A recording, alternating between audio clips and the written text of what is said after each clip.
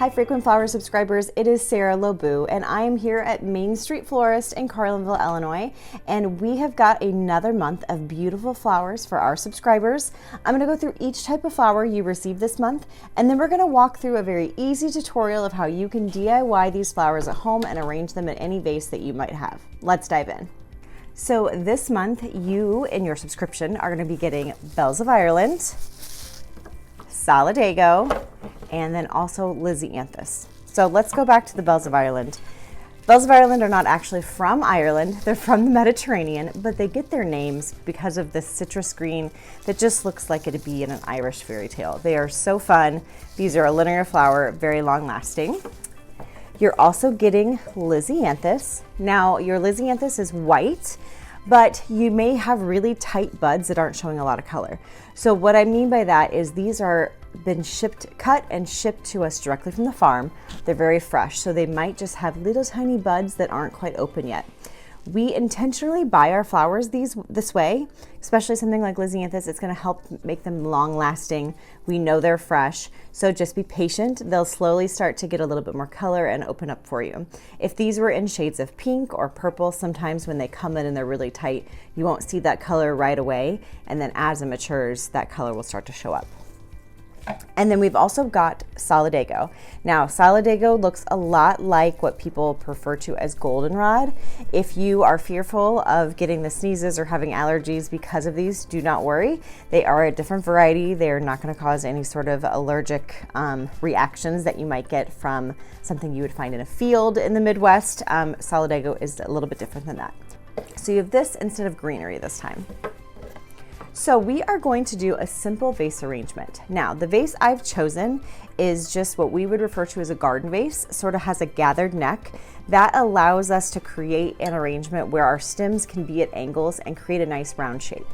Versus if you just use a clear cylinder or a solid cylinder, your stems tend to stand upright rather than kind of fan out. So if you are a beginner designing at home, this is the type of vase I would recommend. You can find these just about anywhere. They're pretty much a standard. And inside the vase, I've got clean water and I've got my packet of flower food in there. Now, the flower food that we provide you with our frequent flower subscription, what it does is it keeps the water clean. It keeps the bacteria at bay. That is the number one thing that is going to shorten the vase life of your flowers, is that bacteria. So by using that flower food, it's going to help keep things cleaner longer. And then you want to change out that water about every other day and give things a nice clean cut so that that bacteria stays away. Okay, let's get started in arranging. I'm going to start with the Solidago. Typically, if we had greenery stems, we would start with the greenery to get our shape. We're actually going to do that with the Solidago this time. So I'm sort of measuring against my stem. I'm going to place 3 stems at the angles, almost picturing them like a triangle. So one here, one here, one here. As I place those stems at the angle, I'm crisscrossing the stems. So I'm creating a grid in there. You're gonna very quickly see me disappear behind this arrangement. That's okay. Crisscrossing those stems creates a little grid in there that holds all of your flowers in place. And I should have removed a little bit more of the leaves. Holds all of your flowers in place and keeps them exactly where you want them. So if you've ever arranged flowers and things kind of tip over to the side, it could be that you didn't create a strong enough grid placing your flowers at the angle. I am going to remove some of these lower laterals because I just think they're going to hit that water line. I'm just going to keep filling in, removing those leaves as I go. And I've got huge full stems here. If your stems are not quite as full, don't worry, you're still going to have a beautiful bouquet.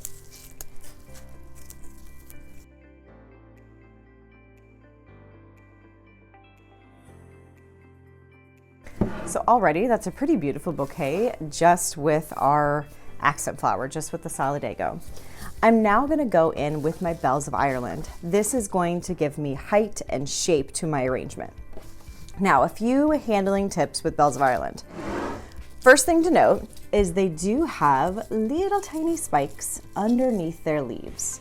So just be careful when handling. They're not quite like thorns, but if you grab at them without really paying attention, you might be getting a little bit of a surprise.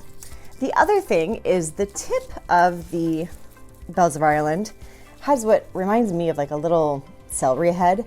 This is a personal choice. You can leave these. If you don't like the look of them, you can just pluck them off. I typically pluck them off just because it gives me a cleaner look, unless I'm going for something that I want to be a little bit more garden style or have kind of that vegetative look.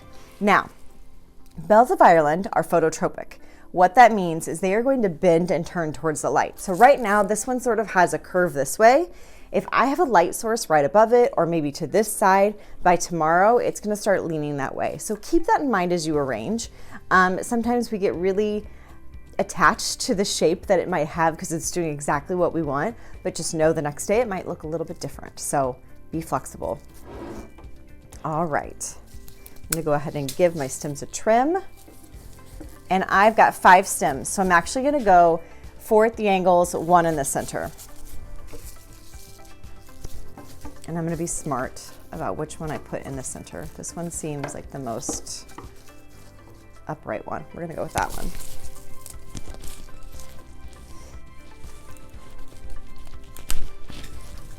As you're arranging, keep in mind, if you cut your stem too short, you cannot make it grow. But if you cut your stem too long, you can always trim it down a little further. So err on the side of caution. Leave your stems a little longer. You can always go back and cut things a little shorter.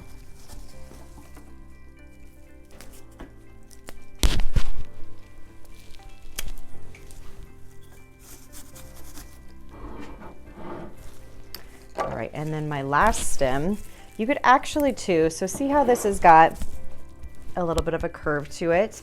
You could warm it up in your hands and kind of gently bend it the opposite direction. That warmth of your hands is going to allow you to manipulate it a little bit more. So just by doing that, we'll do this a lot with tulips, sometimes with foliage leaves. There's certain flowers that kind of allow you that flexibility. So you can already see just by being in my hands for a little bit, it's starting to stand up a little bit better.